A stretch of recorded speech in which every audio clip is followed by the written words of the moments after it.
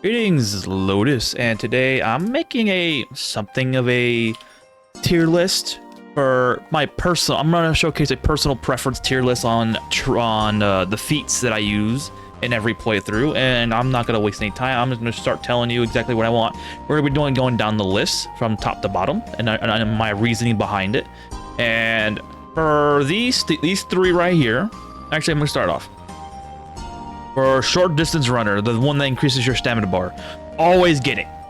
Always, on every character you play, on every character I play. I'm sorry, I'm not trying to push this on you guys, but every character I play, I will always pick this, no matter what, because having more stamina means I can do more tasks early and do them later in the game as well, because this also scales off of your endurance stat, because endurance does actually increase your stamina bar, and having more vigor will help out with that.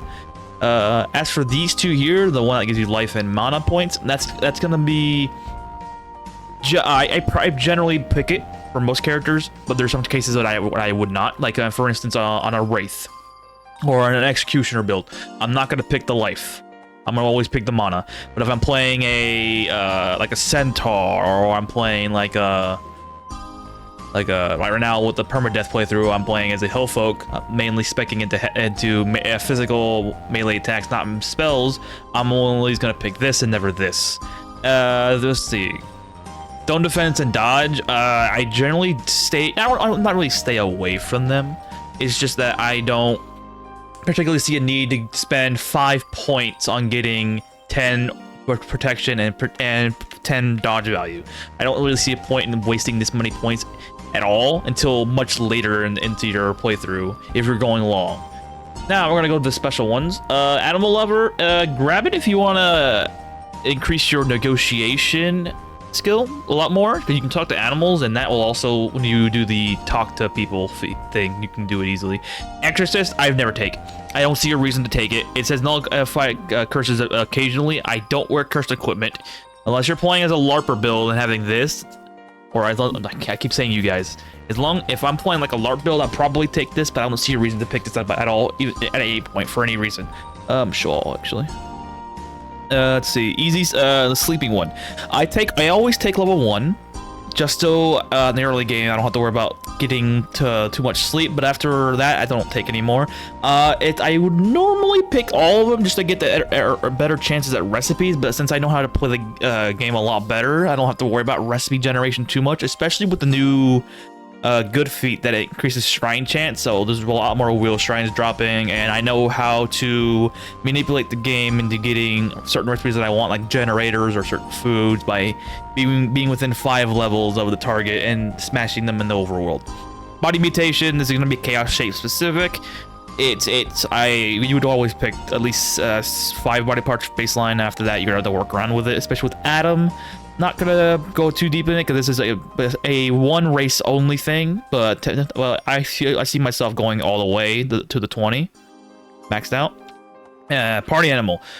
I'm always gonna take party animal no matter what, for 2 reasons. If I'm playing party animal, I'm always gonna have a max party, or if I'm playing party animal, which is gonna play into the next thing, only soul, I get 40% more bonuses maximum if I have nobody in the team.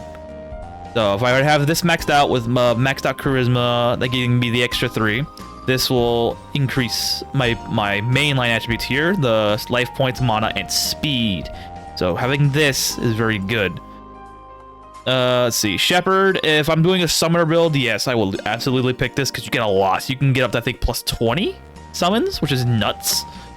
Defender. If I'm probably will pick this if I'm doing a sword and shield or a mace and shield playstyle, just so I can make my allies survive longer. Gourmet, I'm always taking because Gourmet 3 increases food effect by 5%, which is very good, and it makes easier for certain races to eat denser food without problems like wraiths or fairies or what else? Liches and all that stuff. The light eaters, golems are especially gonna need gourmet no matter what. Magic matters. It's only on my magic focus build. Not really like sword sages. I'm not. Well, I know sword sages I will use it as well. 'Cause I'm gonna be using ball spells a lot. So yeah, anything that's relating to magic, I will be picking this because I don't want my items of my party members to destroy at all. And same thing with Dreamwalkers, mage focus builds only that I'm concerned with, so I'll only pick it for this. Basic heavy cast. I'm never picking this if we're gonna be doing dual wielding or two-handed specialty.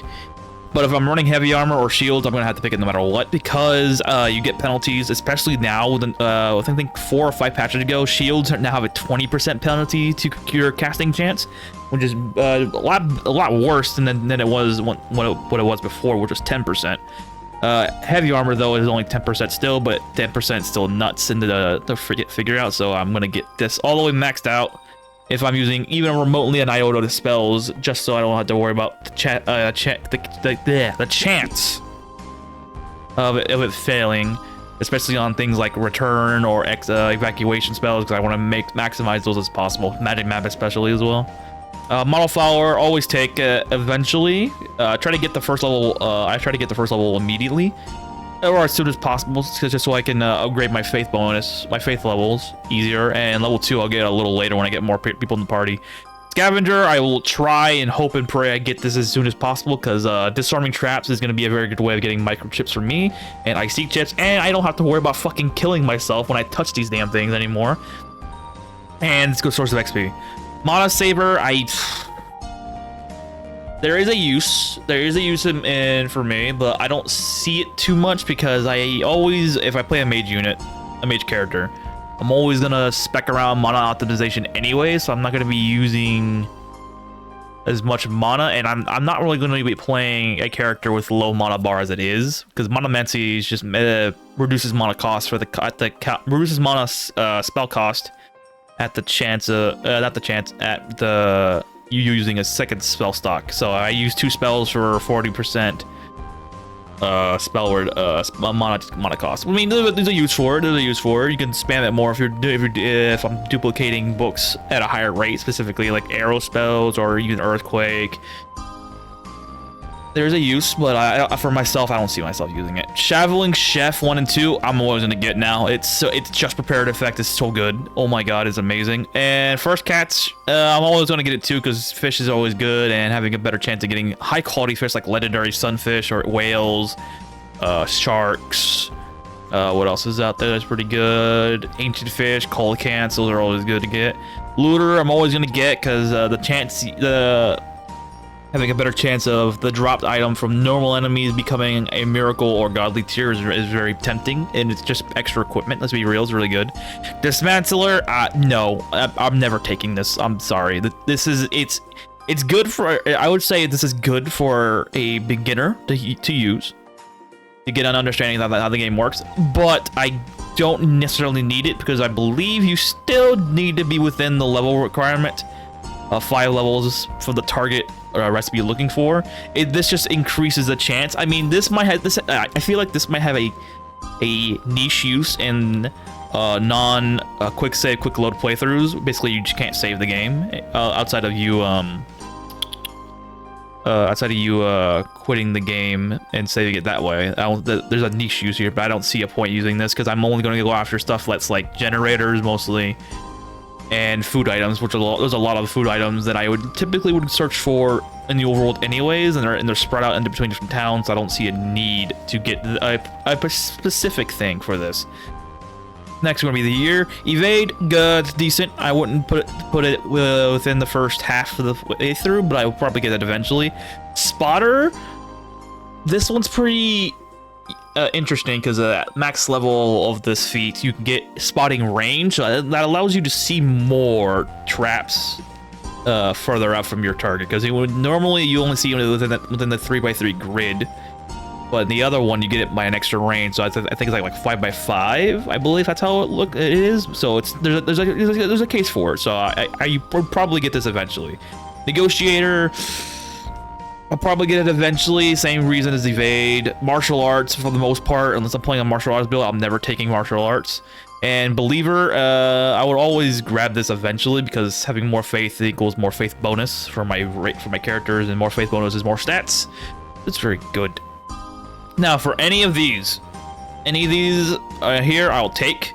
For the most part, I'll take them all.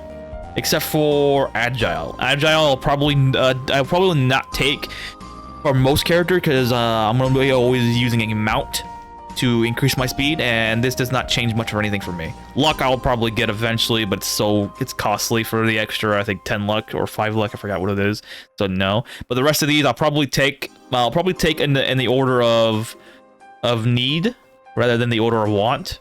Or not that, I'll probably take in the order of want rather than the order of need. Like for instance, if I'm playing a mage character, I'm always going to be taking willpower, spiritual, and curious, most likely, before I do any of the other ones. If I'm playing a melee focused build, I'm probably going to be taking these two before, and then these.